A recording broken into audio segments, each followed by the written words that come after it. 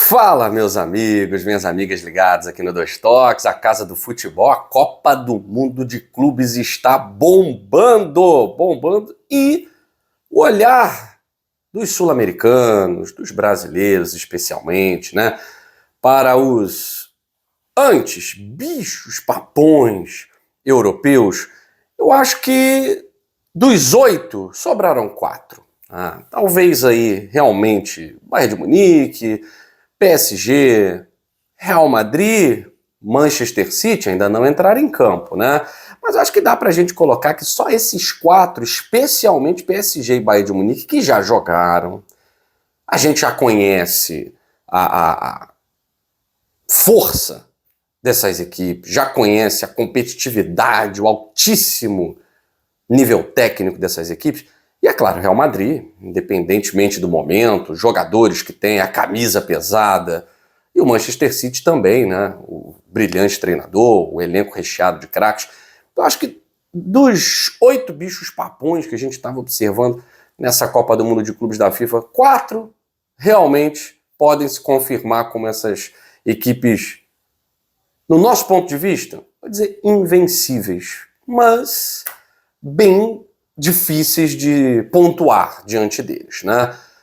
Agora, Chelsea, Futebol Clube do Porto e Atlético de Madrid, eu acredito que não sejam mais esses bichos papões todos.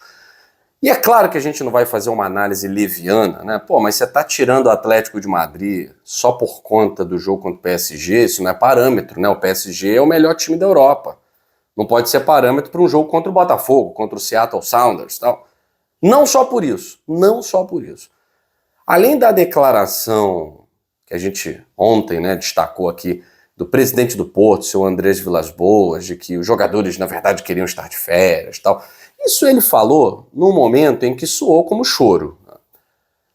Mas era basicamente a fala do Carlo Ancelotti, no ano passado, treinador do Real Madrid. Era a fala do Guardiola, era a postura da maioria dos times. Quando pintou, né, o calendário, quando os grupos foram sorteados, quando falaram como seria legal a Copa do Mundo de Clubes da FIFA, aí todo mundo, realmente vai ser legal, né, competitivo, tá bacana, vamos sim. Aí todo mundo fechou a boca. Aí solta uma dessa, depois de um placar decepcionante, de uma atuação decepcionante e tal. Mas a verdade é que eles pensam isso mesmo. E o Atlético de Madrid soltou os cachorros por conta do horário do jogo contra o PSG. Um cara lá falou que até a unha dele estava doendo. Acho que o Llorente, que até a unha estava doendo, a chuteira chegava a arder, tá? Um sol escaldante de meio-dia. É desumano. Mas é a Copa do Mundo, é de 4 em 4 anos, isso aconteceu. Isso acontece. Nos Estados Unidos em 94 foi assim, na França em 98. Enfim, tinha jogo meio-dia, tinha jogo 4 horas, tinha jogo 8 horas. Mais uma vez, Atlético de Madrid e Botafogo será nesse horário de meio-dia. Será sob esse sol escaldante de meio-dia. Então, além da questão anímica, tem também a parte física. Tecnicamente, eu não estou colocando aqui em jogo que o Chelsea, por exemplo, que fez um jogo bem protocolar contra o Los Angeles, contra o LAFC, né, o Los Angeles Football Club. Eu não estou colocando aqui que o Chelsea não seja melhor do que o Flamengo. É claro que é. É óbvio que é. Tecnicamente, as grandes equipes da Europa são melhores que as equipes brasileiras, sul-americanas, os argentinos. Não estou colocando isso. É claro que num cenário, de repente, em início de temporada, em meio de temporada, o Porto fosse competir mais com o Palmeiras. E é claro que o Atlético de Madrid é melhor do que o Botafogo, tecnicamente. Vamos lá, né? Vamos pegar Rodrigo De Paul, Julián Álvares, Griezmann. É um time bom, pô. É um time bom. Mas o cenário de Copa do Mundo, seja geograficamente, seja animicamente, isso vai ser bom para as equipes brasileiras. Então acho que o bicho papão, primeiro deles o Porto, já morreu no confronto direto. Basta o Palmeiras jogar a metade do que jogou contra o Porto, consegue bons resultados no grupo, né? E pode até pegar a primeira colocação, de repente fugindo de um potencial líder Paris Saint-Germain. De repente. né? Pode conseguir. Aí vai depender do saldo de gols contra Al Ahly e Inter Miami. Se vencer, claro, porque tem que vencer. Tudo isso é hipótese. Estou falando diante do jogo bom que o Palmeiras fez contra o Porto. Agora, vai ter que fazer, obviamente, vai ter que estudar o adversário, né? São equipes de características bem diferentes. O Flamengo, da mesma forma, ontem venceu o Esperance por 2-0. O Esperance é um dos piores times da Copa do Mundo, isso aí todo mundo já sabia, né? O tunisiano Esperance, apesar de ter uma torcida linda, fez um espetáculo muito bonito, tomou o estádio para eles. O Flamengo tinha obrigação de vencer, como o Botafogo tinha obrigação de vencer o Seattle Sounders, como o Palmeiras tem, em tese, obrigação também de vencer o Inter Miami, enfim, né? Como o Fluminense tem obrigação de vencer o Mamelodi, né?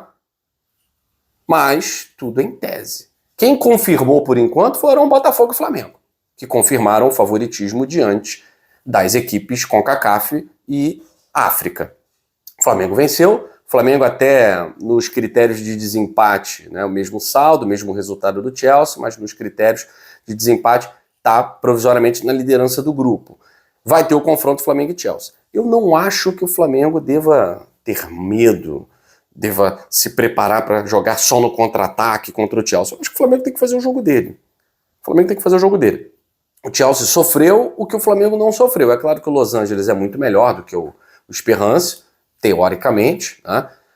Ofereceu mais resistência ao Chelsea.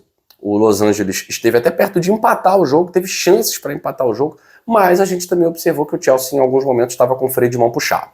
Claramente com o freio de mão puxado, final de temporada, jogou até o finzinho da temporada o jogo da Conference League, onde foi campeão, né? Então, é claro que os jogadores também estão se poupando, até porque a classificação ela é muito óbvia para a próxima fase. Então, o Chelsea vai ter mais jogos no seu calendário. E o Flamengo tem tudo para ter mais jogos também. Tem o Los Angeles, que é um adversário melhor do que o Esperance, e tem o Chelsea, que é o rival do grupo, é o rival europeu do grupo. Já é o próximo jogo, mas não acho que seja bicho-papão. Acho que o Flamengo tem condição, inclusive, de vencer. Não estou aqui iludindo o torcedor flamenguista, né? Mas acho que tem chance de competir de igual para igual. O Chelsea não vai jogar tudo que tem.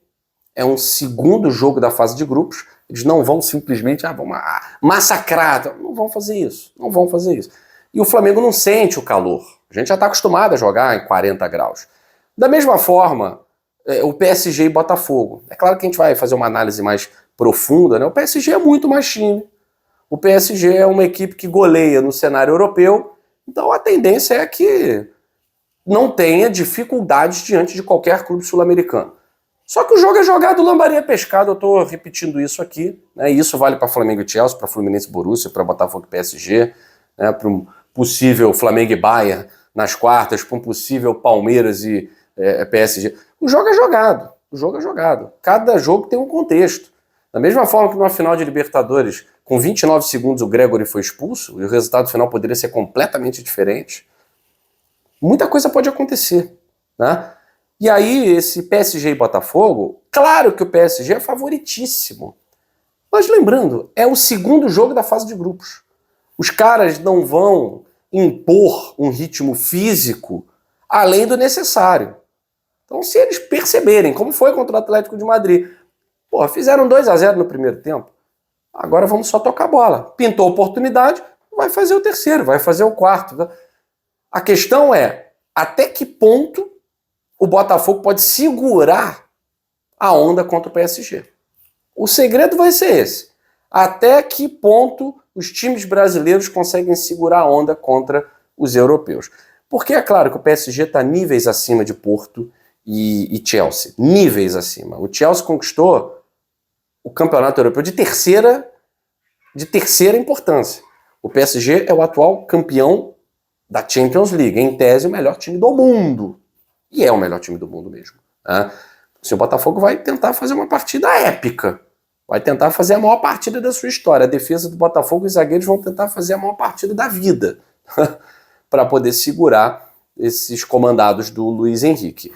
Mas independentemente do resultado, vai ter o Atlético de Madrid depois. E não é só o que a gente viu do Atlético de Madrid, é o que a gente vem assistindo do Atlético de Madrid desde o Campeonato Espanhol. Não é uma equipe invencível, né? Passa longe disso, perdeu 2 jogos aí no Campeonato Espanhol nas últimas rodadas para equipes medianas, né, bem fracas na verdade, e contra o PSG sentiu muito o calor dos Estados Unidos, sentiu muito o sol do meio-dia e vai ser meio-dia esse jogo contra o Botafogo.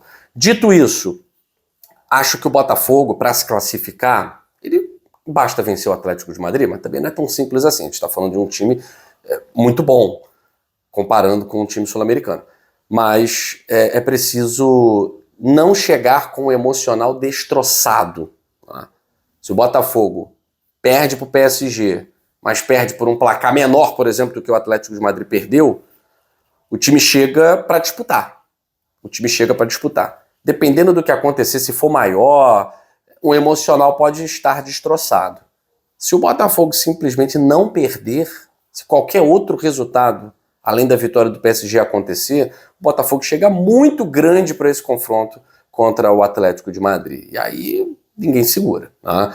O Palmeiras eu acho que tem uma missão mais simples. O Flamengo vai depender também desse confronto contra o Chelsea e o que vai acontecer entre Los Angeles e Esperance, né? Porque pode dar uma zebra. Esperance, sei lá, venceu o Los Angeles e tal. A tendência é que a equipe americana consiga vencer os tunisianos, até pelos jogadores que tem, pelo futebol jogado, diante do Chelsea, apresentou muito mais.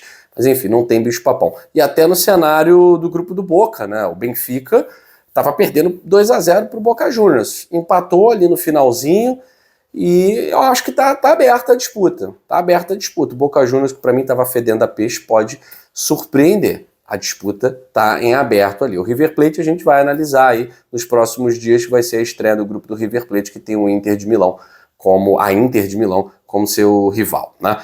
Vamos analisando aqui no Dois Toques, a Casa do Futebol, tudo sobre a Copa do Mundo de Clubes da FIFA. E aí, concorda comigo? Não tem bicho-papão? Atlético de Madrid, Chelsea e Porto passam longe de bicho-papão? Comenta aí, que eu tô ansioso para saber o que você pensa também. Dois Toques, a Casa do Futebol fica por aqui. Até a próxima edição.